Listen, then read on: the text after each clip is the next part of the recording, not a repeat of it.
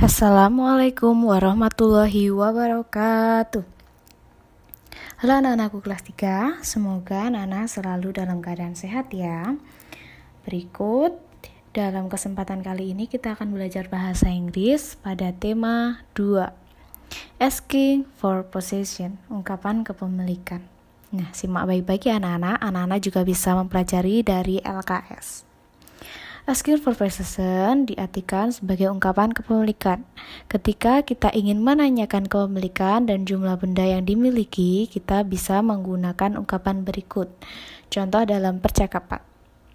Dita, does Ari have a bicycle? Apakah Ari memiliki sebuah sepeda? Adit, yes, he does. Ya, dia punya. Dita, how many bicycle does he have?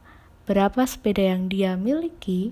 Adit, he has one bicycle. Dia memiliki satu sepeda. Nah, berikut adalah percakapan antara Dita dan Adit ketika membahas Ari memiliki sepeda atau tidak. Lanjut, contoh untuk menanyakan jumlah benda. Dita, how many books are there in the cupboard? Berapa buku yang ada di dalam almari? Adit menjawab, there are 10 books. Ada 10 buku. Nah, berikut adalah tentang asking for possession. Lanjut, the use of do and does. Nah, kegunaan dari do ataupun does ini akan kalian pakai sampai besok kalian belajar di tingkat yang selanjutnya. Kegunaan do dan does.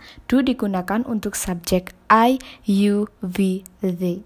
I itu adalah saya, you adalah kamu, we adalah kita, they adalah mereka. Dan does digunakan untuk subjek he, she, name. He artinya adalah dia laki-laki, she artinya dia adalah perempuan, name adalah nama seseorang. Lanjut, contoh dalam percakapan penggunaan do dan does. Perhatikan baik-baik ya anak-anak. Nah, berikut pernyataannya. Reno like to eat cake. Reno suka makan kue. Nah, sekarang pertanyaan dan juga jawabannya. Does Reno like cake? Apakah Reno suka kue? Yes, he does. Ya, dia suka. Nah, anak-anak perhatikan.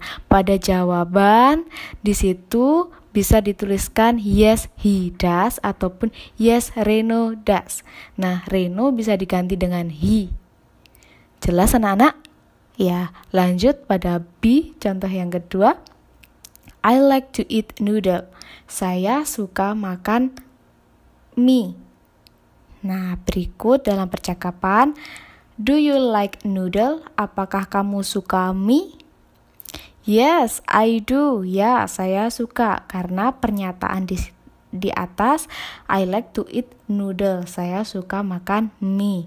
Nah, anak-anak jangan sampai keliru ya ketika kalian ditanya do you like noodle, jawabannya adalah yes I do. Beberapa ada yang lupa yes you do jawabannya, padahal yang ditanya adalah kamu, jadi kamu yang menjawab sebagai saya. Jelas anak-anak? Ya, lanjut pada contoh yang ketiga. They don't like to eat meatball. Mereka tidak suka makan bakso.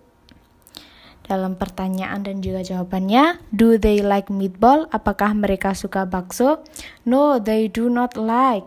Tidak, mereka tidak suka. Karena dalam pernyataan, mereka tidak suka makan bakso. Sampai di sini jelas anak-anak? Ya, baik. Kita lanjut pada singular and plural, kata benda tunggal dan jamak. Simak baik-baik ya anak-anak. Kata benda dibedakan menjadi dua, yaitu kata benda tunggal atau singular nouns dan kata benda jamak lebih dari satu, plural nouns. Singular nouns bila jumlah benda hanya satu, contohnya a doll, sebuah boneka, an umbrella, sebuah payung, one ball, sebuah bola.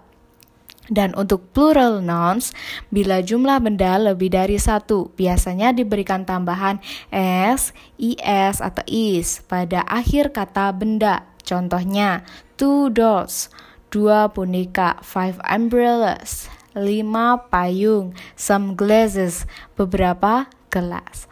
Nah, biar supaya anak-anak lebih paham, berikut cara menyebutkan benda dengan petunjuk this, that, this, those.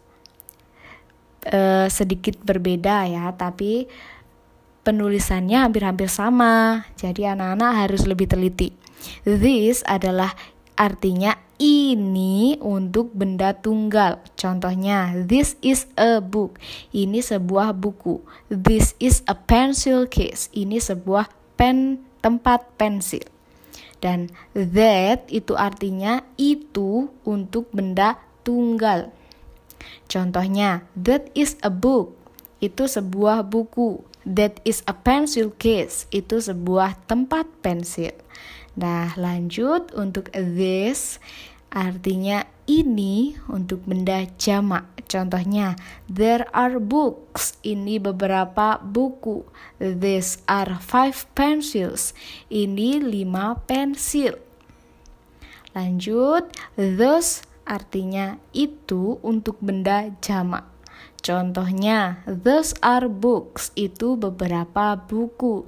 Those are 5 pencil, itu 5 pensil. Nah, jelas anak-anak sampai di sini?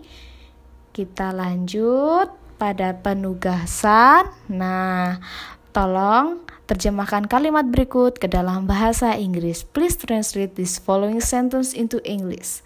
Nah, ada 10 kalimat yang nanti anak-anak diminta untuk menerjemahkan ke dalam bahasa Inggris.